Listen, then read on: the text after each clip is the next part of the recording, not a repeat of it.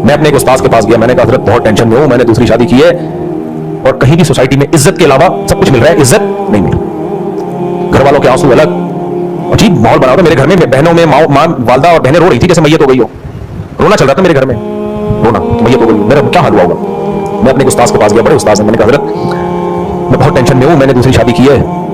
अच्छा वो अपने काम में लगे, देख ही नहीं रहे ना, मेरा ख्याल था मेरे ससुराल से बात करें, कुछ थोड़ा सा उनको नरम करें और घर वालों से बात करें वगैरह वगैरह, को थोड़ा सा वो लगे। तो मुझे कहते हैं वो जी क्या क्या कह रहे हैं, मैंने कहा हज़रत वो ऐसा है कि मैंने दूसरी शादी की है। कहते हैं बाज लोग शहद के छत्ते में डायरेक्ट हाथ डाल के शहद निकाल रहे होते हैं, फिर कहते हैं मक्खियां काट रही हैं, ये किसी और को कहने लगे तालियों में, और ये शहद के छत्ते में मुंह देके शहद पी रहा है और फिर आगे कह रहा है कि मक्खियां काट रही हैं। आप बताओ इससे गम कम होगा या बढ़ेगा। फिर मुझे कहने लगे हम बेवकूफ हैं, हमारे पास पैसा तुमसे ज्यादा, सेहत तुमसे अच्छी, मैं 60 किलो का था, इतना बारीक, बहुत दुबला था, 2013 से पहले मैं बहुत दुबला हुआ करता था, वो माशाल्लाह हेल्दी थे। कहा हमारी सेहत तुमसे ज्यादा अच्छी, हमारे पास वसाइल तुमसे ज्यादा, हमने तो कभी सोचा भी नहीं है भाई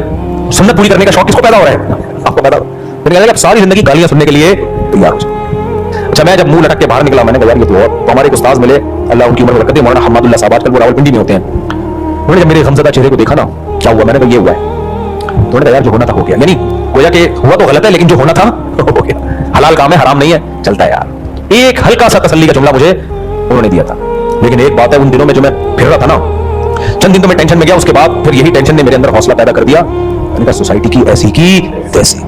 लेकिन एक काम मैंने उस वक्त खानदानी किया था जो मैं लोगों से भी कहता हूं जो दूसरी शादी करते हैं, मुझ पे इतना दबाव था ना कि दोनों में से एक को छोड़ो, दोनों में से एक को छोड़ो। यहां तक कि बाज उलमा ने भी मुझे कहा कि तुम्हारी अभी नई नई दूसरी शादी हुई है, दूसरी को छोड़ दो, अभी चंद दिन गुजरे हैं ना, तो पहले से बच्चे भी हैं तो घर बसाओ यार, हो गई गलती तो। मैंने कहा ये नहीं होगा, ये नहीं होगा, और ये मैं आप लोग से भी कहता हूं। मैंने कहा मुझे मार के कतले बना के बोरी में बंद करके जला दें, मैं छोड़ूंगा नहीं किसी को इस बेस पे। हाँ कोई खुद मुझसे अलग मांगे वो तो फिर मैं लोगों को ध्यान में कहता हूं, जो बीवी नहीं रहना चाहती तो उसको ज्यादा रोकने की कोशिश कर लो तो अच्छी बात है, नहीं भी करो तो भी ठीक है, खैर